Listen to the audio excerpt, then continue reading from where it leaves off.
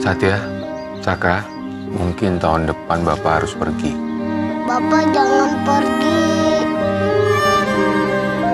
Tapi saya nggak bisa ngelihat mereka tumbuh dewasa. Saya yang akan antar mereka menikah. Menjalin suatu hubungan itu butuh dua orang yang kuat. Itu adalah tanggung jawab masing-masing. Kata bapak saya begitu. Kita akan ketemu setiap hari Sabtu. Hari biasa, kalian belajar yang rajin ya.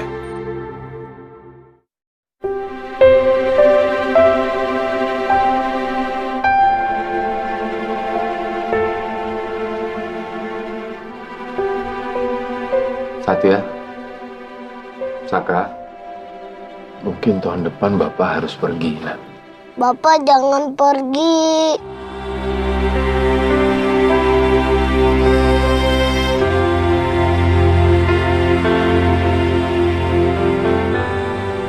Bapak cuma pindah ke tempat lain.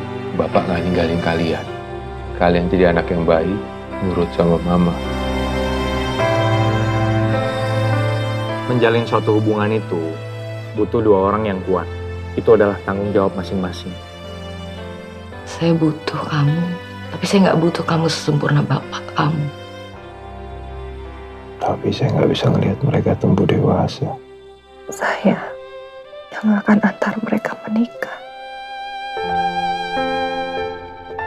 Kita akan ketemu setiap hari Sabtu. Hari biasa, kalian belajar yang rajin ya.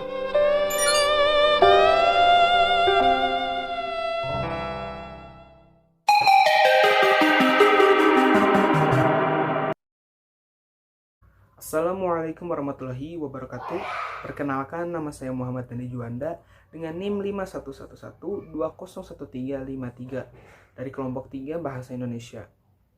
Saya akan menjelaskan mengenai novel yang berjudul Sabtu Bersama Bapak dengan penulis yaitu Aditya Mulia, penerbitnya yaitu Gagas Media, diterbitkan pada tahun 2014. Diterbitkan di kota Jakarta dengan jumlah halaman 278 halaman. Nama saya Cynthia Pina Febriana dengan NIM 5111201396. Di sini saya akan menjelaskan unsur intrinsik pada novel Sabtu Bersama Bapak. Yang pertama ada tema. Tema pada novel Sabtu Bersama Bapak ini menggunakan tema kekeluargaan, dan novel ini juga memiliki tema sampingan, yaitu tema percintaan. Dan yang kedua ada alur. Alur pada novel ini menggunakan alur campuran. Terlihat dalam novel, alur maju mundur dimulai dari tahun 1976, lalu maju ke tahun 2000-an, lalu mundur lagi ke tahun 1990, lalu maju lagi ke tahun 2012. Yang ketiga ada penokohan. Terdapat beberapa tokoh utama dalam novel Sabtu Bersama Bapak ini. Yang pertama ada Gunawan Gardida. Dia adalah sosok ayah yang sangat diidolakan oleh anak-anaknya.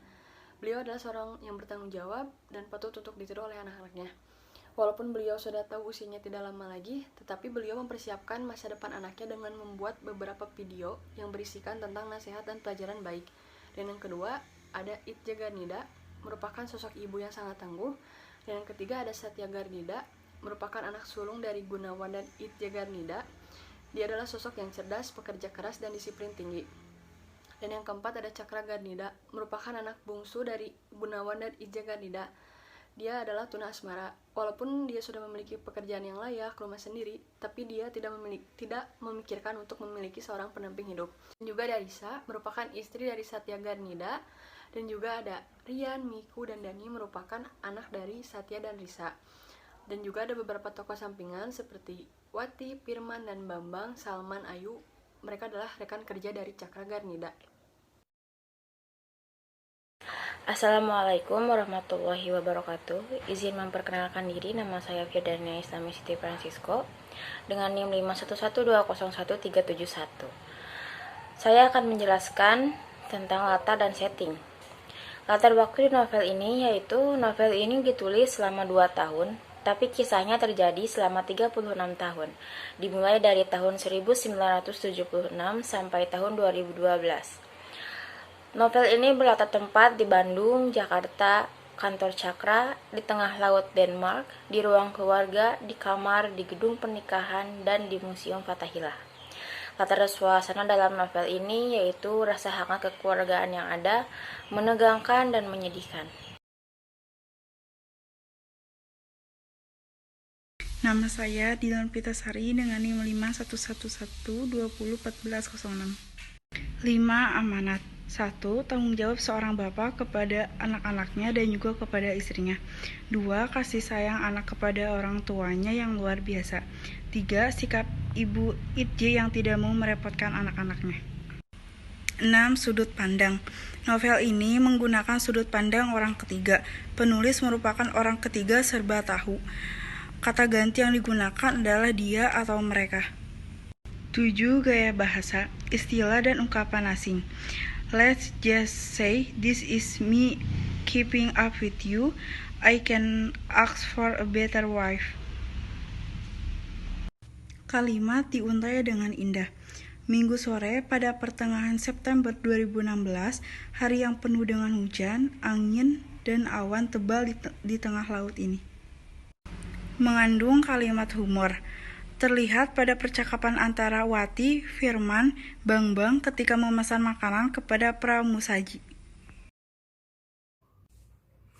Dan yang kedua, saya akan menjelaskan unsur intrinsik pada novel Sabtu Bersama Bapak. Yang pertama ada biografi penulis.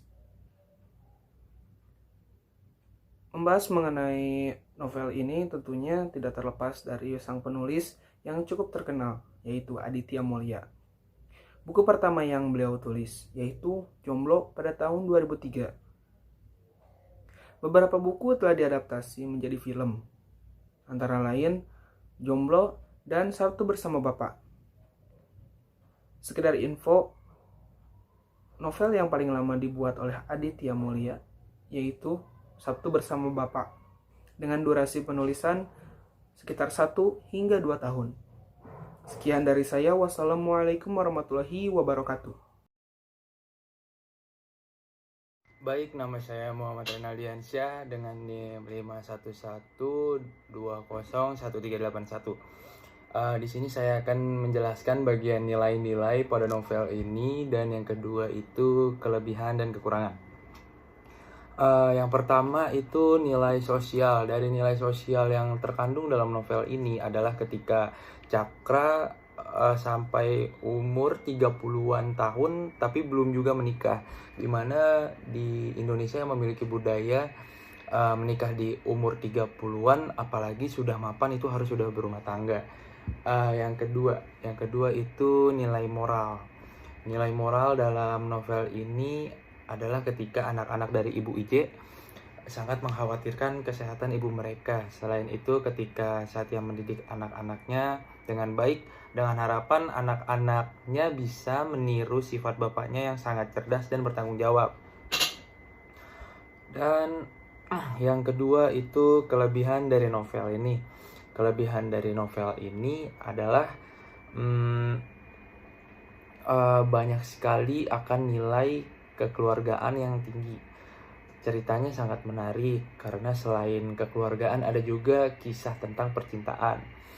Bahasa yang digunakan sangat sederhana, jadi mudah untuk dipahami oleh pembaca. Dan novel ini mengandung banyak sekali pelajaran, yaitu bagaimana menjadi orang tua yang baik dan membesarkan anak dengan baik.